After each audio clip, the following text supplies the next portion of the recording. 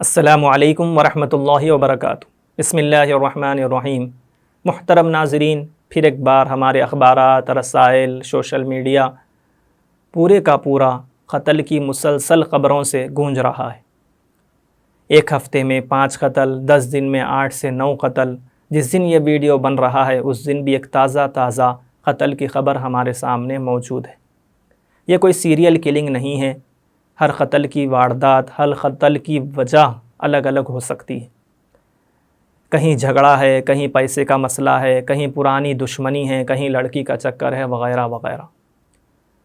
محترم ناظرین، یہ بات سبھی جانتے ہیں، سبھی مانتے ہیں کہ قتل ایک سنگین جرم ہے۔ اسی وجہ سے ہر قانون میں قتل کی سزا مقرر ہے۔ قرآن مجید کے حساب سے شرک کے بعد، یعنی اللہ کی ذات میں کسی کو شریک ٹھہرانے کے بعد سب سے بڑا جرم کسی کو کہا جا سکتا ہے اور کہا گیا ہے اور جس پر سخت سزا رکھی گئی ہے وہ قتل ناحق ہے۔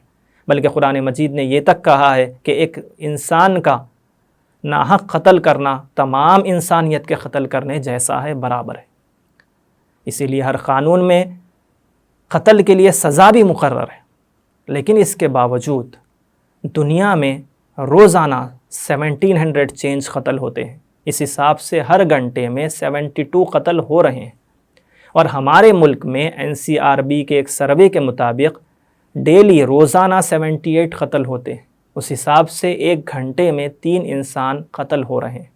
ان قتلوں کے پیچھے موب لنچنگ بھی ہے، ڈوری کے کیسز بھی ہیں، ذاتی جھگڑے بھی ہیں، ذاتی پرانی دشمنیاں ہیں، زمین کے جھگڑے، سب اس کے اندر شامل ہیں۔ لیکن سروے کے مطابق سب سے زیادہ جو قتل ہو رہے ہیں وہ ذاتی دشمنیاں اور جھگڑے ہیں۔ ہاں، اس کے اندر وہ فسادات وغیرہ کی ایوریج اور اوسط شامل نہیں ہے، جیسا کہ جو ہو رہے ہیں اس وقت فلسطین میں جو جینوسائیڈ ہو رہا ہے وہ بھی اس کے اندر شامل نہیں۔ محترم ناظرین، ہمیں یہ جاننا ہے، جیسا کہ ہم پرانے فلاسفرز کی بات سنیں، ارسطو وغیرہ کا تو یہ کہنا ہے کہ جب تک ہم حادثات جو ہمارے سامنے پیش آ رہے ہیں اس کے پس منظر میں نہیں جائیں گے اور ان کی وجوہات کو نہیں جانیں گے، تب تک ہم اس مسئلے کو ختم نہیں کر سکتے۔ تو ان قتلوں کے پیچھے کیا وجہ ہے؟ ہر طرف قانون موجود ہے، ہر مذہب اس کو برا سمجھتا ہے، ہر سوسائٹی میں اس کو بری نظر سے دیکھا جاتا ہے، اس کے باوجود قتل میں اتنی زیادتی کیوں ہو رہی ہے؟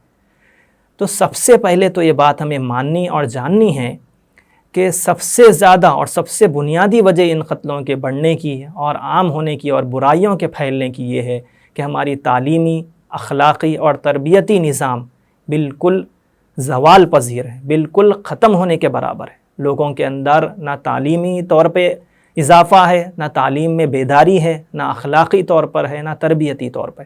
قوت برداشت، ایک دوسروں کو برداشت کرنا، بڑے چھوٹوں کا ادب کرنا، ایک دوسرے کا لحاظ کرنا، یہ بالکل ہمارے معاشرے سے گویا ختم ہی ہو چکا ہے۔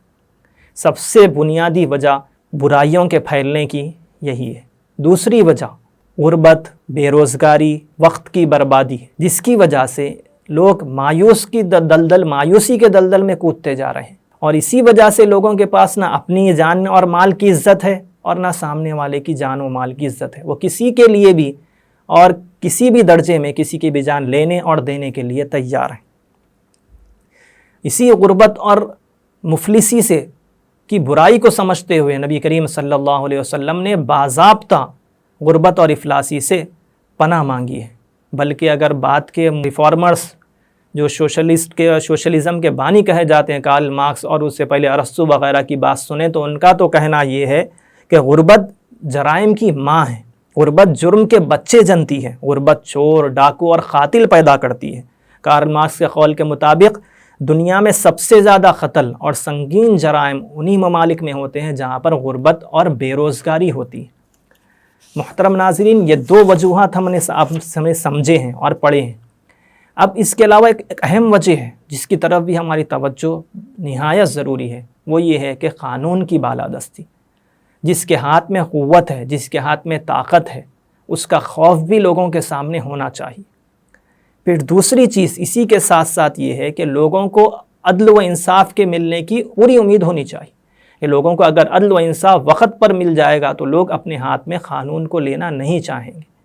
محترم ناظرین، اگر ہم یہ جانتے ہیں اور سمجھتے ہیں کہ قانون سب کے لیے برابر ہے، اور قانون یقیناً ہر جگہ سب کے لیے برابر ہے۔ جن ممالک میں قانون سب کے لیے برابر ہے اور اسی طرح وہ عمل پیرا بھی ہے، یعنی سب کو ایک ہی نظر سے وہاں پر دیکھا بھی جاتا ہے، تو وہاں پر جرائم کی کمی ہے۔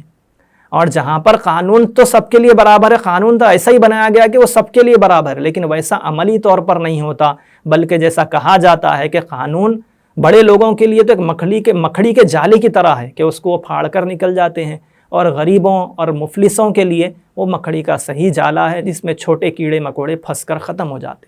اگر قانون ایسا ہی ہے تب قانون کا ہونا نہ ہونا لوگوں کے لیے برابر ہو جائے گا۔ تو ہمیں ہر اعتبار سے سوچنے کی ضرورت ہے، ہر جہت سے، چاہے انفرادی طور پر ہو، پرسنل طور پر ہو، کہ کیا وجوہات ہیں۔ میرے بھائی نے، میرے دوست نے، میرے سوسائٹی کے ایک آدمی نے قتل کر دیا، اس کی کیا وجہ ہو سکتی، وہ بھی ہمیں جاننا ہے۔ اور اسی طرح معاشرتی اعتبار سے، سوسائٹی کے اعتبار سے، سوسائٹی کو ریفارم کرنے کے لیے بھی ہمیں جاننا ضروری ہے کہ ان برائیوں کے پیچھے کی وجہ کیا ہے۔ جب تک ہم وجہ کی طرف اور کازز کی طرف نہیں پلٹیں گے تب تک برائیاں ختم ہونے والی نہیں ہیں۔ اور خصوصاً ایک مسلمان کے لیے تو یہ تعلیم ہے کہ اگر اسے کسی اعتبار سے انصاف نہ ملے تو اسے صبر کرنا ہے۔ اللہ تبارک و تعالیٰ ضرور ایک دن ایسا لائیں گے جس میں ہر شخص کو اس کا حق دلایا جائے گا۔ اللہ تبارک و تعالیٰ ہمیں صحیح سمجھ اور آسانی عطا فرمائے۔ آخر میں درخواست یہ ہے کہ ویڈیو کو لائک کریں، شیئر کریں اور ہمارے چینل زاد مسلم کو سبسکرائب کریں۔ کسی اور ٹاپک پر کوئی اور ویڈیو بننی چاہیے تو کمنٹ سیکشن میں کمنٹس کر کے ضرور بتلائیں۔ جزاکم اللہ خیر۔